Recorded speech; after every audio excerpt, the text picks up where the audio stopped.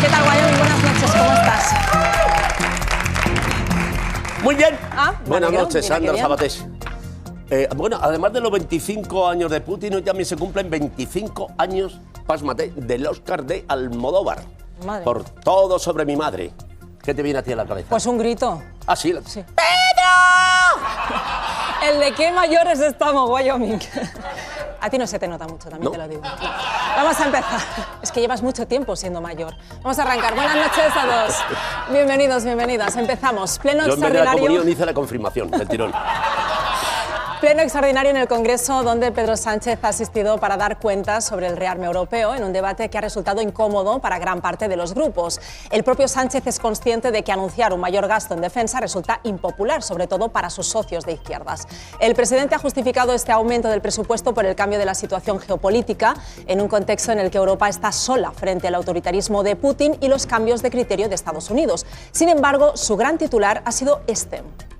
Que nuestros ciudadanos tengan claro que mientras este gobierno siga en pie y yo continúe siendo presidente del gobierno, este esfuerzo adicional de seguridad no se hará en detrimento de nuestro estado del bienestar. Lo vamos a hacer sin tocar un céntimo de euro de gasto social o de gasto medioambiental. Pues ya lo habéis oído. Se va a invertir un pastizal en seguridad, pero sin recortar los gastos sociales. Lo que demuestra que somos mejores que los británicos, donde también gobiernan los socialdemócratas, y para aumentar el gasto en defensa, lo primero que han recortado son las ayudas sociales. ¿Se puede ser más tonto? Primero, por invertir en defensa y no en seguridad, que suena mucho más barato. Y segundo, porque no conoce los famosos trucos mágicos de Pedro Sánchez para aumentar gastos sin aumentar gastos. Y tercero, porque ni siquiera tenían que invertir en más defensa. Si quieren destruir varios países, solo tienen que enviar un par de vuelos llenos de los británicos, esos de Magaluf. Pedro Sánchez ha vuelto a rechazar hablar de armamento o defensa y ha preferido referirse a inversiones en seguridad e inteligencia para hacer frente a las graves amenazas que afronta la Unión Europea. Emplean drones no tripulados, capaces de recorrer en poco tiempo la distancia entre Crimea y Barcelona y burlar, por tanto, nuestras defensas aéreas. Emplean cañones de pulso electromagnético. Emplean las redes sociales para desinformar, virus informáticos, inteligencias artificiales, ordenadores cuánticos capaces de bloquear infraestructuras. No podemos vivir bajo la amenaza de que cualquier día un submarino no tripulado interrumpa el tráfico marítimo en el estrecho o corte los cables de fibra que nos conectan con el resto del mundo. O que un grupo de hackers extranjeros hagan colapsar nuestros aeropuertos en plena campaña de verano. ¡Yo me voy a tomar una caña! Joder, madre. Drones no tripulados, hackers extranjeros, pulsos electromagnéticos, submarinos que cortan cables. ¿Para qué? ¿Para robarnos el cobre? De repente el ataque nuclear es la opción buena. En fin, a menos me garantizaría un búnker con wifi. Pero es que esto... En fin, el pleno de hoy también ha resultado un tanto incómodo para Alberto Núñez Feijóo, sabiendo que los populares europeos ya han aprobado el plan que defiende Pedro Sánchez, pero empeñado en oponerse a todo lo que proponga el gobierno. Feijóo ha insistido en que el Ejecutivo carece de un plan y le ha exigido esto. Y por eso le reclamo, y lo vuelvo a reiterar, un plan de defensa con detalle, su presupuesto con absoluta transparencia, conocer los riesgos, el GEMAT y los responsables de los tres ejércitos tienen que sentarse con el primer partido de España y concretar cuál es el alcance y contenido de lo que vamos a hacer. Y, por supuesto, someterse a la autorización de esta Cámara antes de tomar cualquier decisión. ¿No dijo usted que somos más? Acredítelo. O se somete a las Cortes o se somete a las urnas. Ah, el viejo truco de Feijóo de pedir elecciones. Para no querer gobernar, además. Hablando de cualquier tema, pues él lo mete. Hoy de rearme. Es que lo suyo es pensamiento automático. Rearme, elecciones. Guerra, elecciones. Que lleva lloviendo 3 semanas. ¡Elecciones! Que se han acabado las papeletas y las urnas en España. ¡Elecciones! No, mierda. ¿No podemos ir a elecciones? Bueno, pues hacemos un chat de 50 millones de personas y se vota por encuesta de WhatsApp. Pero sin duda también ha sido una sesión incómoda para Sumar. Como socio minoritario del gobierno se asume que terminarán por apoyar el plan de rearme, aunque dentro de sus filas hay muchos partidos que se oponen. En cualquier caso, ya ha querido marcar perfil propio, confrontando con Sánchez, como ha hecho su portavoz Verónica Martínez. La economía de guerra no es una opción aceptable, ni muchísimo menos la única alternativa. Nada de economía de guerra. Sumar apuesta por la economía de paz. Invertir en tela blanca, ramas de olivo y palomas. Y esto último, sí, vosotros reiros, pero puede venir muy bien, porque como hay una guerra van a subir mucho, que algo hay que comer ahí. Quizás el partido que menos incómodo en la sesión de hoy ha sido Vox. Por su cercanía con Trump y Putin, la extrema derecha ha preferido llevar el debate a la cuestión de las fronteras o la supuesta sintonía del gobierno con China. Claro que hay que aumentar el gasto en defensa, pero en nuestra defensa, en los ejércitos de España, para que protejan nuestra frontera y nuestros intereses. La solución no es echarse en manos de la dictadura china.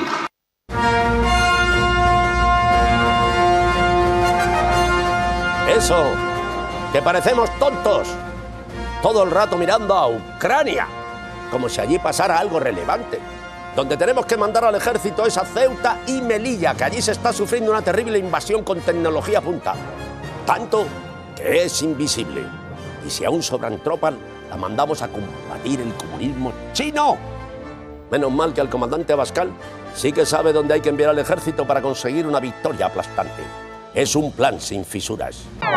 Esta tarde lo ha probado echando un Ritz con Busadé y le ha ganado la guerra y 2 cañas. La sensación general entre los grupos del Congreso es que el plan de Pedro Sánchez es por ahora inconcreto. Muchos de los socios de investidura quieren conocer algunos detalles, como por ejemplo el coste del rearme. ¿Y por qué no 300.000? ¿O 500.000? ¿O 900.000? Es decir, ¿cuál es el criterio? Habrá que coordinarlo. No puede ser que cada uno lo que se le ocurra, yo llego al 2%, yo... No, habrá que verlo.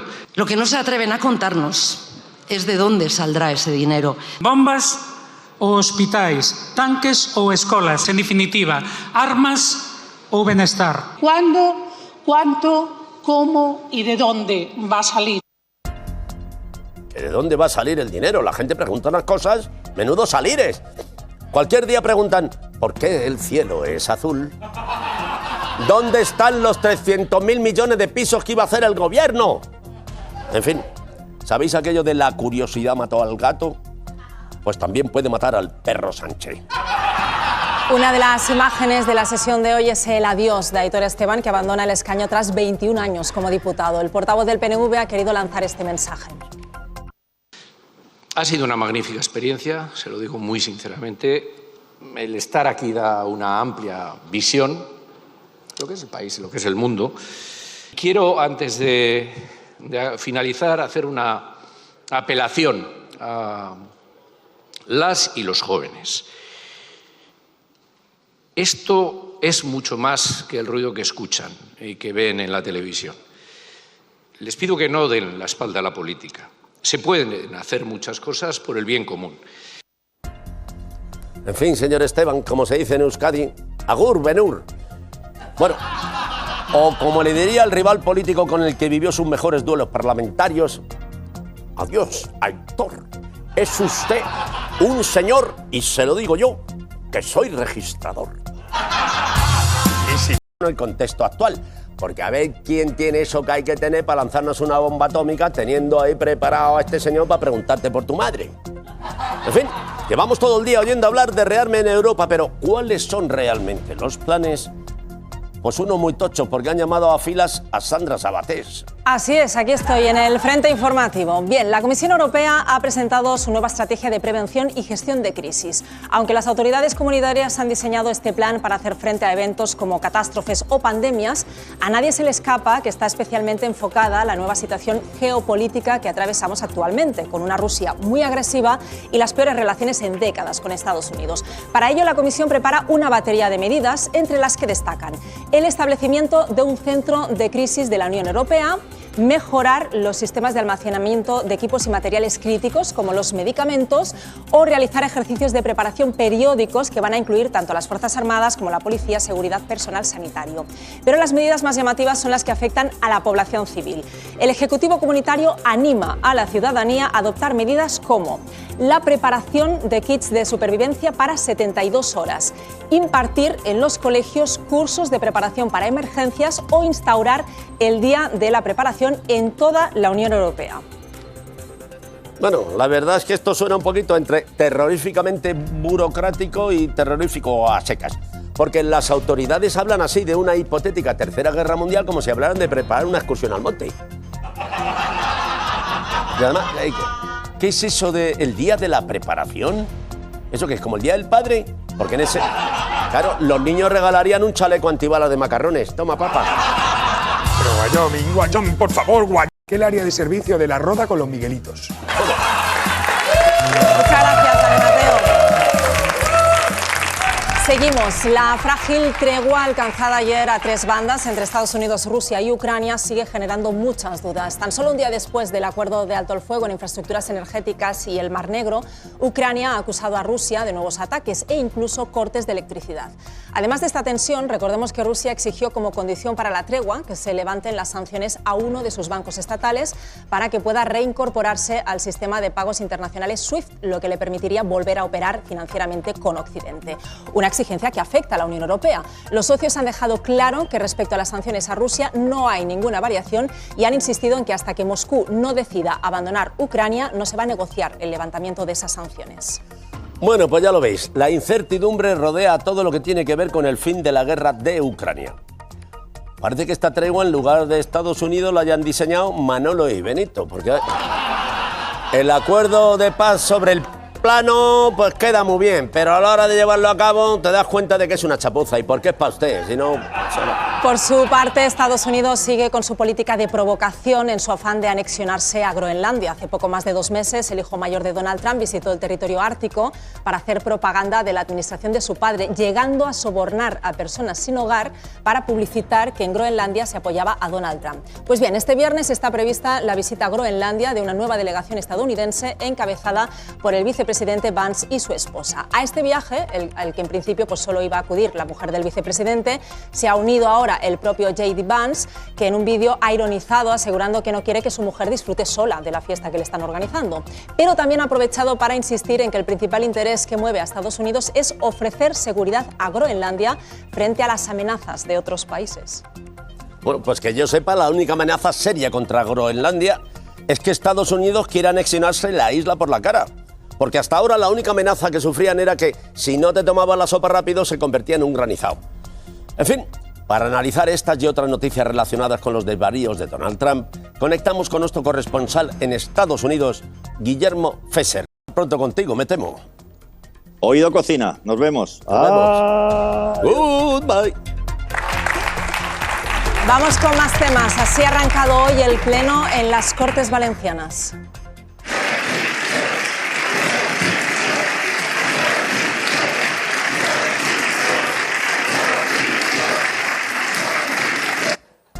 Pues vaya recibimiento. Ha sido sentarse Mazón y ya le piden que se vaya. A ver, señores de la oposición, yo perdería la esperanza. ¿No se dan cuenta de que no les oye? Mazón es como los murciélagos, solo escucha los ultrasonidos. Concretamente los sonidos de los ultras de Vox. Durante el pleno de hoy en las Cortes Valencianas ha seguido muy presente esa salida de tono de Carlos Mazón del pasado lunes, en la que afirmó que Sánchez no presentaba los presupuestos porque no tiene lo que hay que tener. Así se lo recordaba hoy la oposición. Si tuviera lo que tenía que tener, declararía voluntariamente ante la jueza de Catarroja. Si usted tuviera lo que hay que tener, que es humanidad, usted hubiera dimitido. On estaves tú? On estaves tú? Contesta, Alesset. On estaves tú? Contesta. Terminé. Si tienes lo que hay que tener. Baldoví. ¿Quieres saber? Así, ala. ¿Dónde estaba Mazón el día de la Dana a las 7 de la tarde? Así, como sepan. Mucho pide Baldoví. Ese es ya uno de los grandes misterios de la historia de Valencia, a la altura de qué quería decir. Chimo Bayo con chiquititán, tan, tan, que tum, pam, pan, que tumpan, que tepe, tepe, pam, pam, pan, que tumpan, que pen.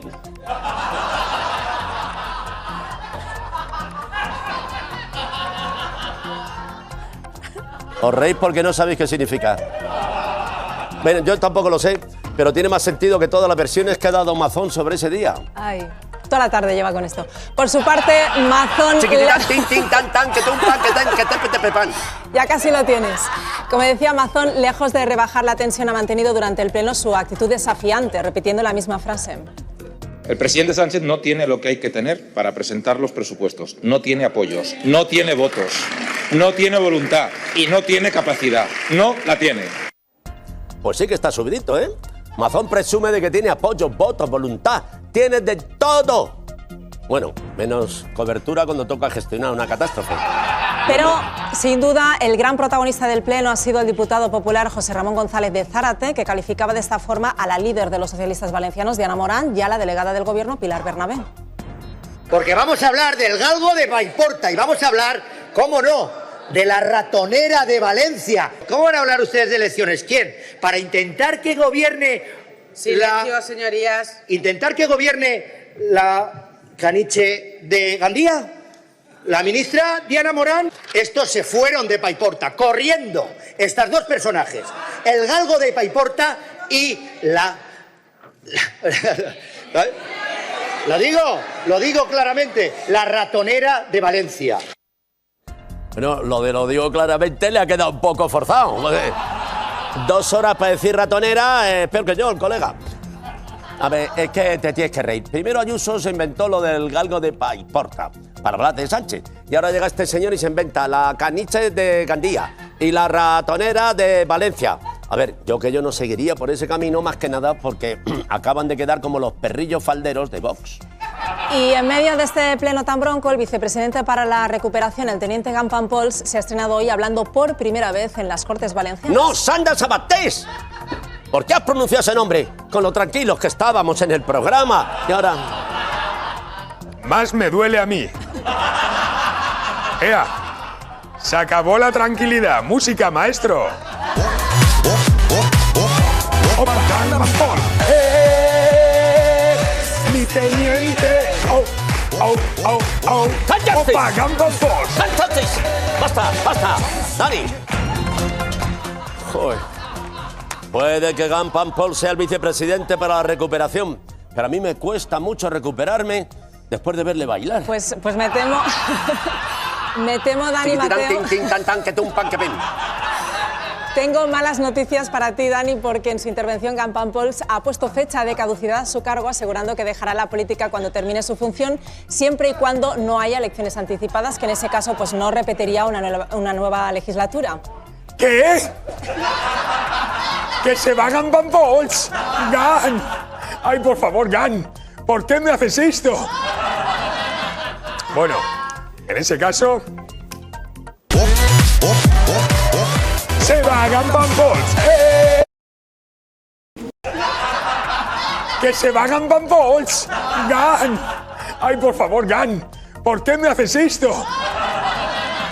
Bueno, en ese caso... ¡Se va Gampampols! ¡Mi teniente! ¡Se va Gampampols! ¡Fantástico!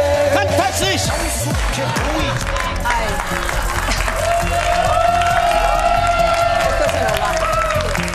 Ay, muchas gracias, Dani Mateo. Bien, esta era la intervención del vicepresidente para la recuperación, Gampampols. Señor Gampampols, ¿por qué usted acepta que Mazón le humille de esta manera? Lo que tú quieras. ¿Sí? Buenos días. Sorprendido.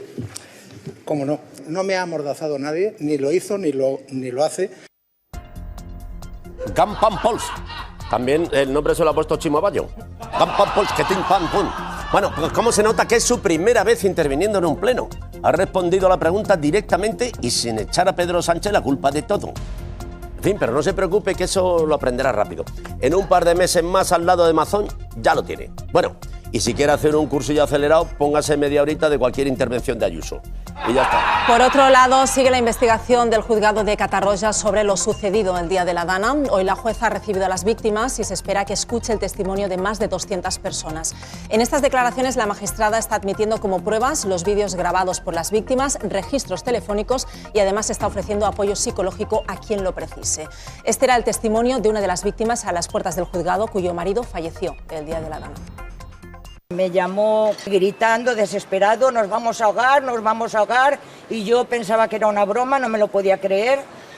diciéndome que el agua se había llevado el coche, que se lo estaba llevando todo, y mientras tanto mi hijo, que estaba en casa haciendo llamadas al 112, que tengo aquí 20 hojas de llamadas al 112 y no lo cogieron.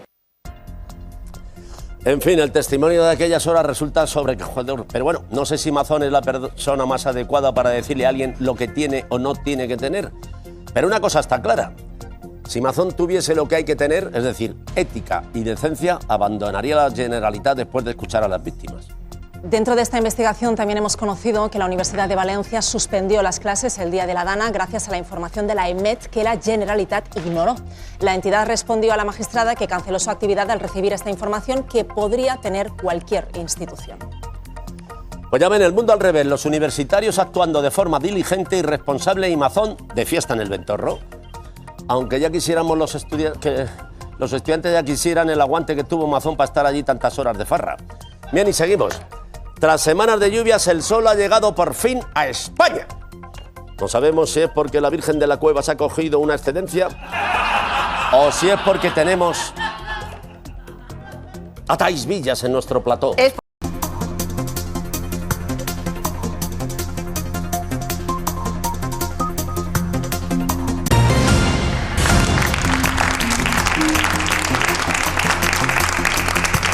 Buenas noches, soy Sandra Sabatés. Y yo soy el Gran Goyemi. Bienvenidos a las páginas Salmonete, donde repasamos la actualidad económica. Hoy analizaremos en profundidad el comportamiento de las bolsas. Y mi conclusión es que las de plástico aguantan más peso. La economía española creció casi 4 veces más que la del conjunto de la eurozona el año pasado. El Instituto Nacional de Estadística confirma que el PIB avanzó un 0,8% en los 3 últimos meses, lo que suma un crecimiento total del 3,2% en 2024. De esta forma, España generó la mitad del crecimiento de los países del euro. Por sectores, los principales motores económicos han sido el consumo de los hogares y el turismo. Pues ya lo veis, España no para de crecer. Y eso solo puede significar una cosa, que más pronto que tarde todos los pantalones nos van a quedar pesqueros. Así que rezad para que sigamos creciendo y al menos podamos reciclarlos como bermudas. La Unión Europea extraerá materiales críticos de España. Lo hará en 7 yacimientos situados en Extremadura, Andalucía, Galicia y Castilla-La Mancha, de donde se obtendrán minerales como litio, cobre, cobalto, níquel o wolframio, claves para la fabricación de baterías, así como para las industrias armamentística y automovilística. Estos proyectos, junto con los de otros países de la zona euro, han sido aprobados dentro del Plan de Bruselas para que Europa sea más competitiva ante Estados Unidos y China. España es el segundo país con más yacimientos dentro del plan, después de Francia. Sí, España es una de las principales potencias mineras de la Unión Europea. Que no se engañen con wolframio full. Buscad el auténtico, el ibérico, el de las vetitas blancas. Y si tenéis a mano 1 litro de aceite de oliva, echadle un par de gotitas. El mercado del alquiler se ceba con los inmigrantes. Los altos precios de los arrendamientos en nuestro país siguen siendo un problema a la hora de acceder a una vivienda, pero no es el único. Un reciente estudio demuestra que la práctica totalidad de las inmobiliarias aceptan cláusulas discriminatorias en los contratos, lo que dificulta el acceso a los inmigrantes. La mayoría de esta segregación racial se produce en Madrid y Barcelona, donde estas prácticas afectan al 99% de las empresas del sector. Sí, a algunos caseros les pasa con los inquilinos justo lo contrario que con el dinero del alquiler. No lo quieren negro. Vamos a hacer una pausa de unos minutos para la publicidad. En unos minutos seguimos.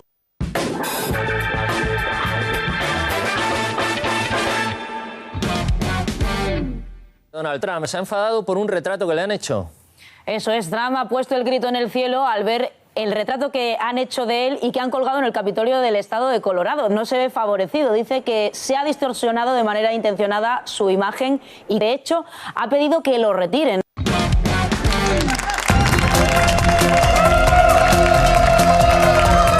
Muchas gracias.